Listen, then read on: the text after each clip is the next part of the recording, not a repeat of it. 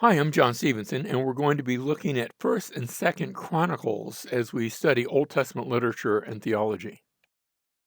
The title of the books of Chronicles, remember this was originally written as one book. We've divided it into two parts. The Hebrew title is Devrei Hayomim, Words of the Days. Sort of like that title. That has a nice ring to it. The Greek Septuagint has a different title, Para Lepomenon, uh, and things left to the side, almost like a book of oh, what's the word for it? Like an appendix, and I suppose that would work as well.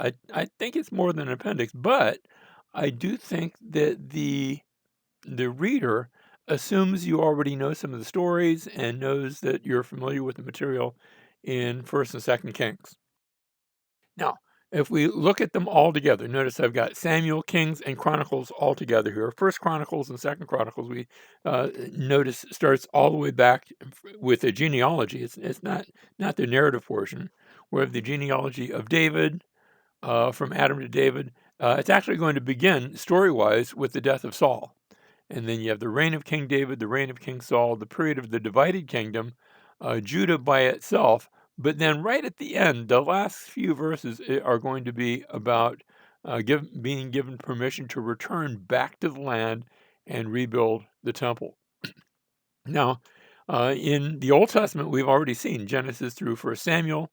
It's at the end of 1 Samuel that we have the death of Saul, so that's where we pick up the narrative portion.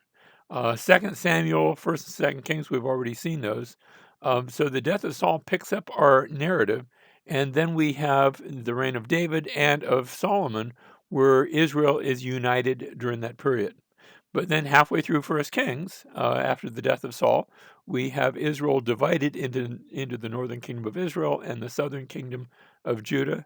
So the kingdom is divided in the days of Rehoboam, and now we have Israel and Judah as two different nations.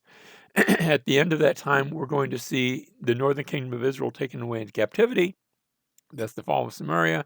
And then we'll just see Judah by itself. And that's all three of these books, Samuel, Kings, and Chronicles. Of course, we end with the fall of Jerusalem, but as I said, then Second Chronicles jumps forward a bit with the decree that the Jews are allowed to return to the land if they so desire and rebuild their temple. Kings then focuses upon prophetic and political perspectives. That is, we're going to see the relationship between both Israel and Judah as they are two separate nations.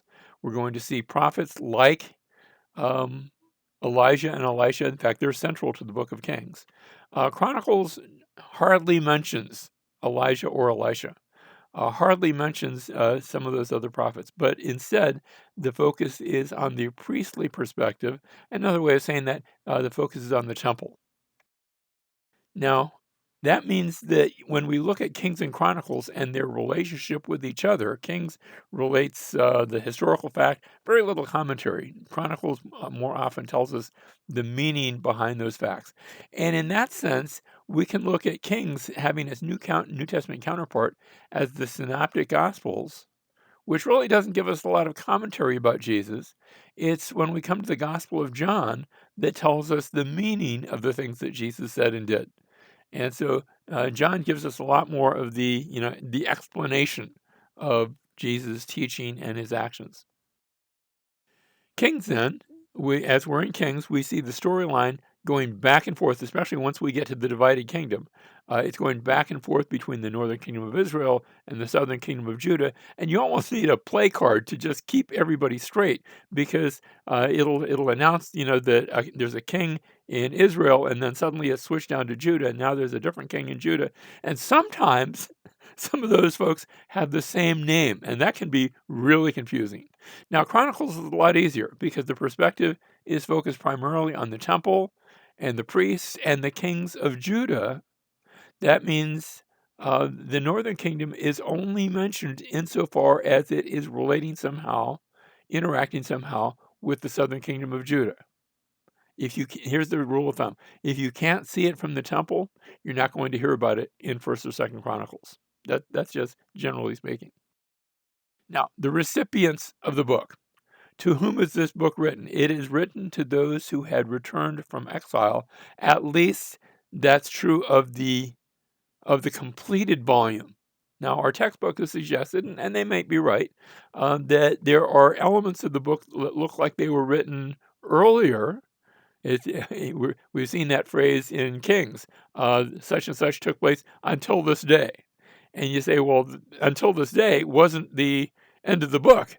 So it had read a bit like a diary, and I think there's going to be a little bit of that here as well, especially up until the last two chapters, and also maybe the chronologies and the genealogies that are found in the first 9 chapters. That could be the case there as well, where those might have been added after the fact. Now, I'm not saying it's definite. I wasn't there, so I don't know, but that's considered a possibility. Now, the purpose of the book, then, or at least the completed book, to set forth a record of the priestly worship of God's people from David to the exile and just a little bit beyond, as we said, and especially in those last couple of verses, to give the fulfillment of the promises of the Mosaic law regarding faithfulness and unfaithfulness to the covenant. Remember, the law had said, if you are faithful, then God's going to bless you, and he's going to take care of you, and he's going to make your enemies run away from you. But if you are not faithful, then he's going to send judgment after judgment after judgment. Think about Leviticus 26 and all those cycles of judgment. We're going to see those played out. We saw them in 1st and 2nd Kings. We're also going to see them in 1st and 2nd Chronicles. Also, to show the importance of the scriptures in providing the rule of faith for God's people. God's going to tell us in Chronicles how to worship, and then we're going to watch as God's people, especially the priests, do that. Sometimes, hopefully, being led by the kings, and there's going to be some good kings that say, let's get with the scriptures and let's follow the scriptures and do it that way. Now, 1 Chronicles chapters 1 through 9, this is the genealogy section. And we start with the genealogy in chapter 1 from Adam to Abraham and his sons. You come to chapter 2, the sons of Israel, all the way down to David. Chapter 3, the sons of David and Solomon, and there's quite a few of them. And so that's the lineage of David. Next, we hit chapter 4, the sons of Judah and Simeon. So we're leaving David now behind us. Chapter 5, the sons of Reuben, Gad, and half tribe of Manasseh. Remember, these are the folks that settled on the east side of the Jordan River. They didn't want to go and cross the Jordan and take property there. They took property to the east of the Jordan. Chapter 6 are sons of Levi. Remember, that's the folks that are involved in worship and the tabernacle, and then once it's built, the tabernacle, the temple. So we're going to have temple musicians and settlements and things like that with this chapter. Chapter 7, sons of Issachar, Benjamin, Naphtali, Manasseh, the other half of Manasseh, Ephraim, and Asher. And then chapter 8 will be the sons of Benjamin in greater detail. We already saw them in chapter 7, but because that's the family of Saul, that's why we're getting that greater detail. And finally, chapter 9 will have a summary of Jerusalem, again with the priests and the Levites. Now, notice we didn't mention someone. There was no mention of the tribe of Dan. And that's an interesting, curious thing, because you remember Dan had said, we don't really like our inheritance. We're going to give up our inheritance. We're going to go somewhere else. And they had gone way up to the very northern tippy part of the northern kingdom of Israel. It wasn't a northern kingdom yet. Back then, it had just been tribes.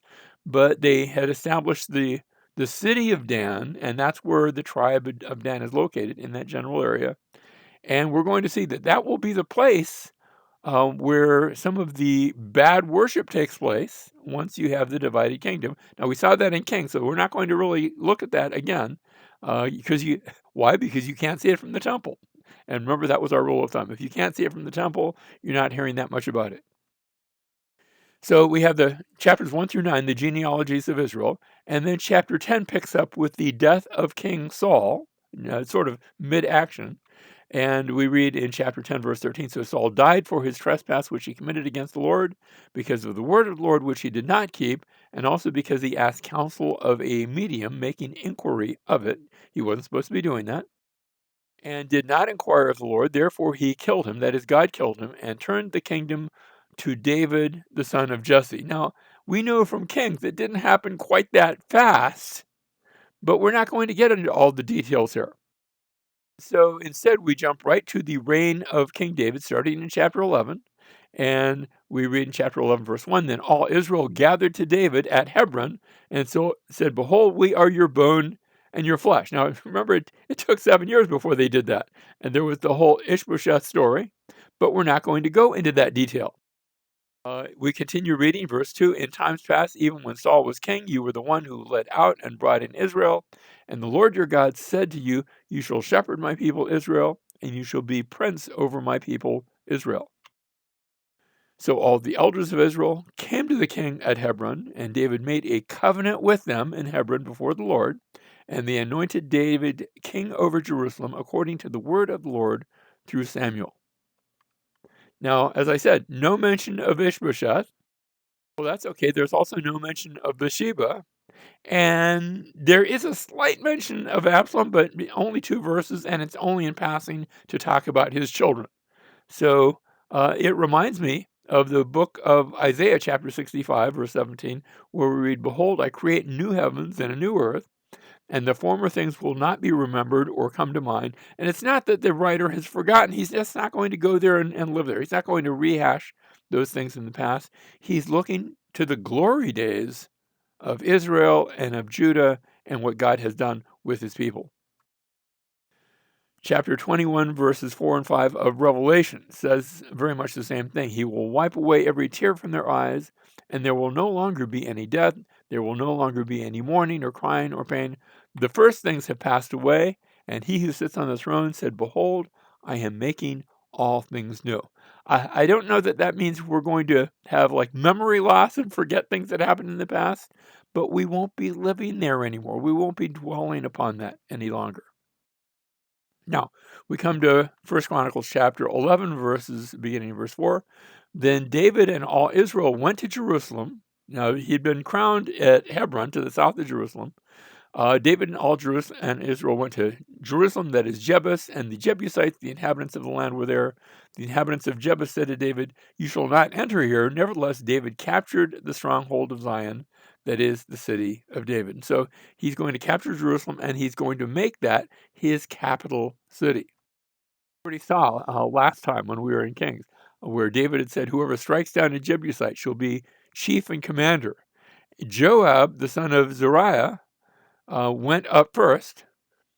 So he became chief, and that's how Joab becomes chief. Remember, Joab is the nephew of David, and he leads the charge up through that Gihon spring, up through the water tunnel that's mentioned in 2 Samuel chapter 5, verse 7. And Jerusalem now becomes the city of David. Chapter 11, verse 7, then David dwelt in the stronghold. Therefore, it was called the city of David because it becomes his dwelling place. He built the city all around from the Milo is like the mound, even to the surrounding area. And Milo is probably on the north part of that city. Remember, the city itself was on that narrow ridge. And Joab repaired the rest of the city. He probably did some damage in taking it. Verse 9, David became greater and greater, for the Lord of hosts was with him. So here's a artist's conception of the original city of Jerusalem, the Jebusite city. Now you can see where Mount Moriah is, the mountain of the Lord, the place where the temple is eventually going to be, but it wasn't there yet. And now our map is like moved over to the side. Notice north is at an angle. But you have on the east side this Kidron Valley, and then on the west side there's a large Hinnom Valley that wraps around that outer mountain. And it's not labeled here, but in between Jerusalem and that area just to the west, there was also a valley. It would eventually become known as the Tyropoeon Valley. I don't think it had that name back in David's day. And that just means the Valley of the Cheesemakers. And that's going to be a much later name. But I don't know of any earlier one, so sometimes I'll use that. And notice to the east is the Mount of Olives. Now, Jerusalem then had been a Canaanite city. According to archaeology, they tell us in the Ebla tablets. Ebla is a city way up to the north, modern day. It's right around northern Syria, southern Turkey. As early as 2400 BC, the city of Jerusalem had been here. A very, very ancient city. It had been considered a neutral city by the Israelites. Yes, Canaanites in it, but once the Canaanites were out, it's sort of a border town, and therefore was a great place for David to make his capital. Similar, I like to liken it to the city of Washington, D.C., which is in either Virginia or in Maryland. It's between. It's in its separate district, and Jerusalem was like that as well. There was historical connections to Abraham. Remember, Abraham in Genesis chapter 14 had come to the city where there had been a priest king. He was sort of both, by the name of Melchizedek, very mysterious figure who had blessed Abraham and had taken tithes from Abraham. And this was also the city from which Jesus is eventually going to come and die, suffer and die. Actually, just outside the city walls, he will provide redemption from Jerusalem. Next, we have David's mighty men described in chapters 11 and 12. We see chapter 11 with seeing David's mighty men in action, and then chapter 12, he's recognized by other mighty men. He's a leader of men and admired by them. Chapters 13 through 16, we see the Ark of the Covenant and worship, and the Ark is brought into Jerusalem. We saw that story back in 2 Samuel. In chapters 17 through 21, we see some covenant promises, and then chapters 20 through 29 are going to be the temple site and preparations for building the temple, and there's going to be quite a bit on that. So notice this is the histories of Israel's first two kings. Right now we're looking at the reign of David, but we're already being introduced to Solomon, and he's getting ready to take over and take up especially the work of building the temple. Now, here's our outline of chapters 22 through 29. That's that temple theme. We start where David calls Solomon and gives him some instructions about the temple and about gathering material and about people giving him support. And it's mentioned that he's young and he's inexperienced. But the Lord has called for Solomon to build the temple instead of David. And so that's seen in chapter 22. Chapter 23, we see David appointing Solomon as king. Now, he's going to do this again because this is given in a chiastic sort of balance and symmetry. The rest of chapter 23 is the Levites and their duties assisting the priests. We hit chapter 24, and this is the priests and their duties. You have the officers of the sanctuary and the officers of God. And this is important. They are organized into 24 courses. Now, remember that number, because when you get to Revelation chapter 4, you have this vision of 24 elders around the throne. And people sometimes think, well, gee, is that like 12 apostles and 12 tribes? No. 24 is an important number. That represents the priests. So there were 24 courses of priests. They would take their turns. It would be one course each week would have their turn serving in the temple. And if they're not serving in the temple, they would go do other things.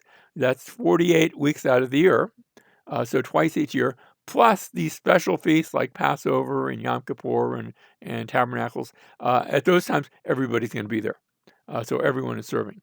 But they're organized into 24 courses. Next, we have the Levites again. This time, their duties as musicians and gatekeepers. Now, the musicians part was a sort of a new duty. I'm not sure that we'd really seen that much earlier in the history of Israel. But they're no longer taking apart the tabernacle and moving it. So now musicians and gatekeepers become something that they do. You have David appointing commanders and government officials, chapter 27. And finally, we have David assembling the people. He gives a speech about the temple. The Lord has called Solomon to build the temple instead of David. We've already seen that. There's plants and materials gathered for the work.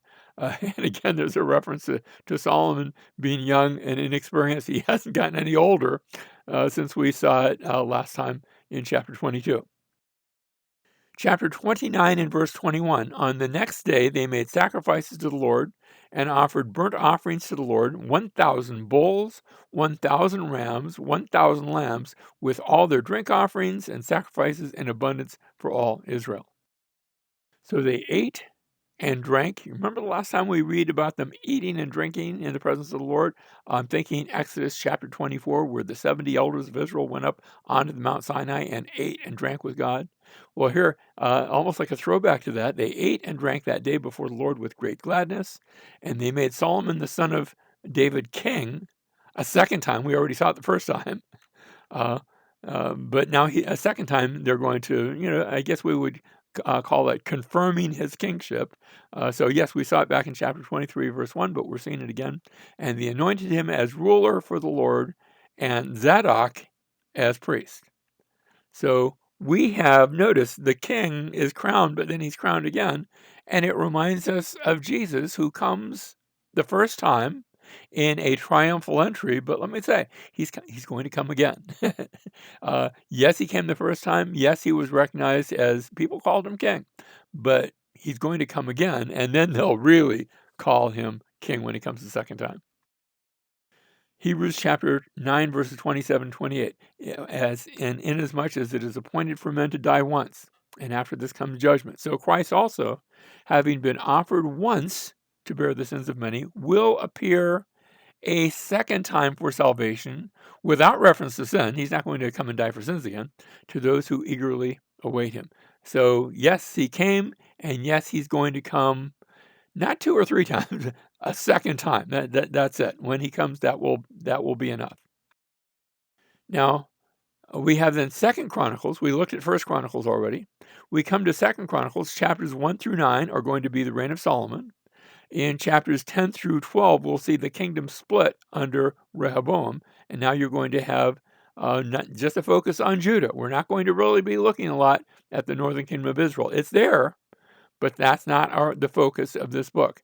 And so instead, we're going to see cycles, notice, of restoration and also failure. So you've got Abijah, you've got Asa and Jehoshaphat. Those are two good guys. You have Joash. He starts off good, doesn't really end up that great, to Ahaz. And you're trying to think, is Ahaz good or bad? And it's sort of a mixed bag. Hezekiah, he's good. The intervening ones between him and Josiah, not so much, but then Josiah is another good king, which brings us to chapter 36, the captivity, and we said, and the return. So we're going to have just those last couple of verses right at the end that talk about the return from the Babylonian captivity. Now, here's our more detailed outline. I'm borrowing this from David Dorsey, his delightful work, The Literary Structures of the Old Testament. If you don't have that book, by all means get it. We've got a couple copies in our South Florida Bible College library. I checked it out a bunch of times, and then I finally got tired of doing that, and I said, I need to buy my own copy, and I did, and now it sits here on my shelf in my study. So we begin with the genealogies. We already saw this, from Adam to the Babylonian exile and the return. So lots of genealogies. Notice some of those are going to put us not just to the Babylonian exile, but to the return and a bit beyond that, which tells me that at least those sections are probably not written until around 400 BC. That's a long time after they'd come back from Babylon. But I'm getting that only from the genealogies. Then we had the establishment of David's kingdom, beginning with the death of Saul. But then notice the promise to David that his dynasty would be forever. That was chapter 17. David defeats Syria and Ammon and Moab, Edom in the Valley of Salt, and then also Philistia. And we see his involvement into the priestly realm. He transports the ark. He moves the ark to its proper location. He's setting Jerusalem up as the place of worship. That's all in those sections. Next, we had Israel under David preparing to build the temple, chapters 22 through 29. Already noted that. And then Solomon the temple builder. And that's the sort of central pivotal point in the entire story. Let me say, it's all about the temple. We said that again and again and again. Next, we have Judah's folly and return. So we go from Rehoboam to Jehoshaphat, where Rehoboam, that he does that. There's no nice way to say that. He does that dumb thing that results in the split. Now, that was of the Lord, but still, Rehoboam is using his own quote-unquote free will to bring that about. We see now 7 kings mentioned, from Jehoram to Ahaz. You say, well, wait a second, Ahaz, he's in the north. Yes, that's true. We're going to see some of those mentioned. And there's three different crises threatening the Davidic dynasty. Judah's having a hard time of it in those chapters. There's wars with Syria, Ammon, Moab, Edom, again in the Valley of Salt. That's a great story when you have the Valley of Salt battle, and also Philistia. So the same folks that David fought, we have other kings fighting now. And again, we see the king's involvement into the priestly realm. Some of that's good, some of that's bad. But just sort of finishing up that story. And then the end will be Judah's final kings, Hezekiah, also Josiah, but then moving all the way to the Babylonian exile. And those last few verses, the return from exile. So that's the big picture of 1st and 2nd Chronicles. What I want to do now is just look at the last two chapters of 2nd Chronicles, chapters 34 and 35, because that's also chiastic, where Josiah goes to the north to call the tribes to repentance. Now, this is after the northern kingdom has been taken into captivity. So, but that doesn't mean that every single person had been, picked up and moved. The bulk had been, but there's always stragglers, there's always leftovers. And so those that are left over, he calls them, hey, we're going to redo. We haven't been observing the Passover for a long, long time. We're going to start observing that again, and you're all welcome to come. And they do. And they do. So that now there's the restoration of the temple. And we've talked about this in other classes already, where under Josiah, remember, they find a copy of the law. And there's the oversights of the priests and Levites and the temple musicians. We're getting all the details of the temple. And there's help there, both not just from the southern tribes of Judah and Benjamin, but from those northern tribes as well. Next, we have that book of the law that's discovered, and it's read to Josiah, chapter 34, verses 14 through 19. And Josiah hears what the law said, and he knows that they haven't kept it. It's not that he's been a bad guy, but he can see his people and what's been happening, and he knows the history. And so he tears his clothes because they've broken the covenant, and that's bad. Now Huldah shows up, and she gives her message to Josiah, and remember the message that yes, those judgments are going to take place, but they won't take place in your day, Josiah, because you have repented and you have turned the people back to the Lord. But after you die, and you're going to live a long time, but after you do die, then those judgments are coming. So that's the message from Huldah. Next, we see the book of the law is now taken and read to all the people, not just Josiah, and Josiah leads the people in covenant renewal. So there had been repentance, but there's now the fruit of repentance, the covenant renewal. That's the fruit of repentance. There is now the Passover at the temple. They'd been invited there to celebrate the Passover, and you have the oversight of the priests and the Levites and the temple musicians that had been seen back in chapter 34. They're seen again now. There's participation in the Passover with both the northern as well as the southern tribes. Everyone who's able comes, and that's great. And then finally, we see Josiah going north, and this is a battle movement where he goes north to intercept Pharaoh Necho. And that doesn't happen the next day. That happens in the future, after many years, because he's been on the throne, but now this is going to lead to his eventual death. And so, remember, we talked about the story of how Babylon and the Medes teamed up against Assyria and brought down the city of Nineveh. Then after that, Nebuchadnezzar continued to the west, going to Carchemish, going against the remnants of the Assyrian army that had gathered there, who were calling for help. And we already talked about how help had come from Egypt in the person of Pharaoh Necho, where chapter 35, verse 20, Necho, king of Egypt, came up to make war at Carchemish on the Euphrates.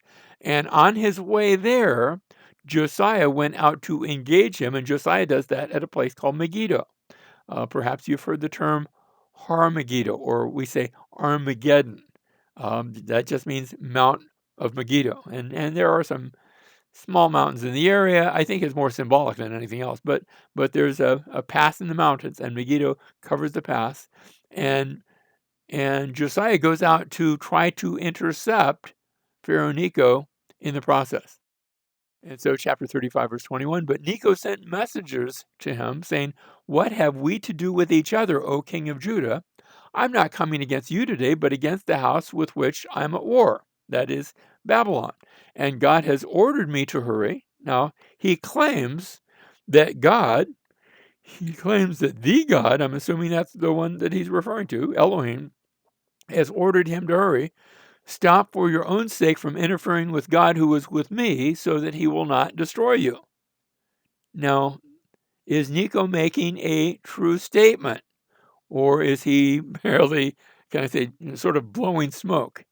And as it turns out, I think maybe there is some truth to his statement. I'm not saying Necho is a believer, but sometimes even unbelievers can hear the voice of God, or hear the voice of a prophet, or hear the voice of someone.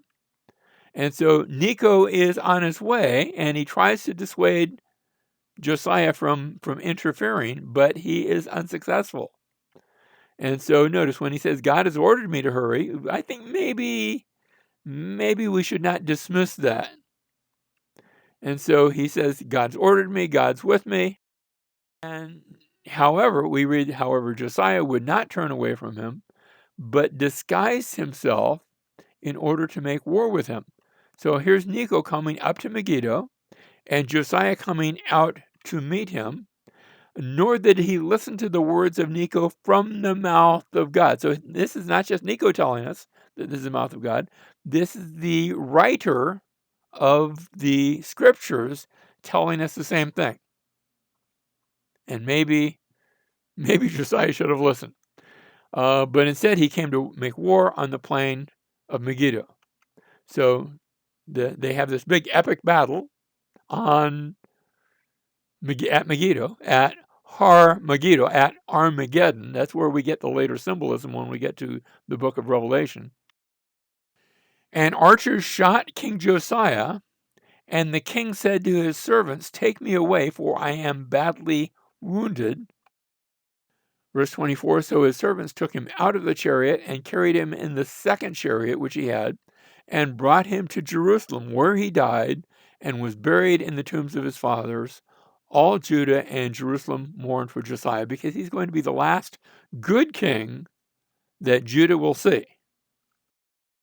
Then Jeremiah chanted a lament for Josiah, and all the male and female singers speak about Josiah in their lamentations to this day.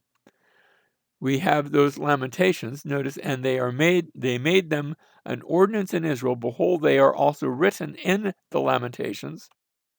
And here we see Lamentations chapter 4, verses 19 and 20. We'll see this again when we get to the book of Lamentations. Our pursuers were swifter than the eagles of the sky. They chased us on the mountains. They waited in ambush for us in the wilderness. The breath of our nostrils, the Lord's anointed, was captured. Who's the Lord's anointed? That's the king, and that's Josiah, was captured in their pits, of whom we had said, under his shadow we shall live among the nations. And so the Lord's anointed had his fall here at Armageddon, at Megiddo. Now, Josiah therefore has died, and when he dies, the people in Jerusalem take his son, Jehoahaz, also known as Joahaz. Notice we've got some different pronunciations and actually sometimes different names, and they make him the next king. But Pharaoh Necho quickly comes down and says, no, that he's not going to be the guy. He's removed. And instead, Jehoiakim, a different son of Josiah, is now placed upon the throne.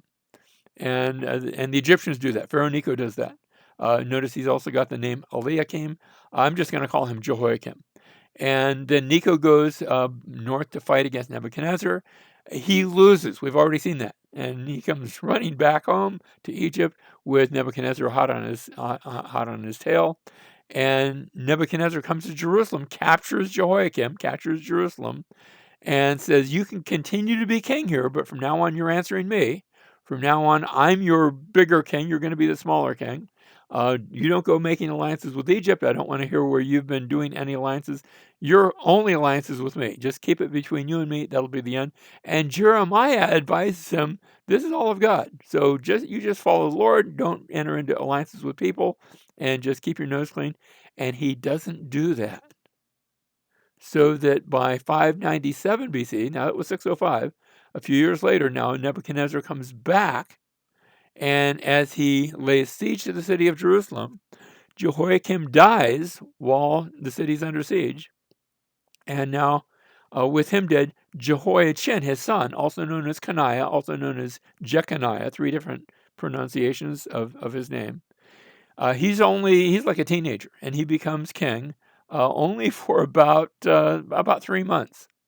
And finally, he goes out to Nebuchadnezzar. He surrenders, and he's captured, but he's not killed. He's taken in chains back to Babylon. And we actually see at the end of 2 Kings that after the death of Nebuchadnezzar, he is treated like a honored guest. His chains are taken off, and he's allowed to come to the king's table. He doesn't come back to Jerusalem. He's not a king, but at least he's treated as an honored guest by the son of Nebuchadnezzar there in Babylon. And he has a family and is able to have children and continue the line of David, even though they're not kings. But now we're going to have descendants going through Jehoiachin, also known as Coniah. Meanwhile, he's been removed. So he's not dead, but he's been removed. And now Nebuchadnezzar has put Zedekiah, his uncle, in his place. And Zedekiah is put now on the throne of Jerusalem. And a few years later, he rebels too. And Nebuchadnezzar comes back a third time. He's really getting tired of this. Comes back a third time and takes Zedekiah into captivity. Actually, takes him, and the last thing Zedekiah sees is his own sons being executed by Nebuchadnezzar. And then his eyes are gouged out, and he's taken away. So he doesn't have a good ending. No children that are left to him. And thus ends Jerusalem. And we read that they burned the house of God and broke down the wall of Jerusalem and burned all its fortified buildings with fire and destroyed all its valuable articles. You say, what happened to the Ark of the Covenant? We're not told. It had been promised by Jeremiah that it would be gone and you wouldn't see it again. Was it destroyed? Was it hidden? Let me say we're not told. There is a tradition in 2nd Maccabees that says it was hidden on the east side of the Jordan. If that's true, it's never been found again. So I tend to think it was maybe destroyed, but I wasn't there, so I can't say. And we finally come to the last few verses of 2 Chronicles chapter 36. We read, those who had escaped from the sword he carried away to Babylon, and they were servants to him and to his sons until the rule of the kingdom of Persia. And we'll see that in the next book, in the book of Ezra, to fulfill the word of the Lord by the mouth of Jeremiah until the land had enjoyed its Sabbaths. All the days of its desolation, it kept Sabbath until 70 years were complete. Now, 70 years of captivity, let me say, that's going to be 70 years from the destruction of the temple in Jerusalem until it is rebuilt again. That will be exactly 70 years. Now, the next few verses, and these are the last verses of 2 Chronicles. The Lord, the God of heaven, and this is the king of Cyrus, king of Persia, saying this, has given me all the kingdoms of the earth, and he has appointed me to build him a house in Jerusalem, which is in Judah. Whoever there is among you of all his people, may the Lord his God be with him, and let him go up. And we're going to see those same words repeated in the first few verses of Ezra chapter 1. So there's going to be a clean, not a clean break, a clean transition, a passing of the baton from the end of 2 Chronicles to the beginning of the book of Ezra. But we'll see that next time.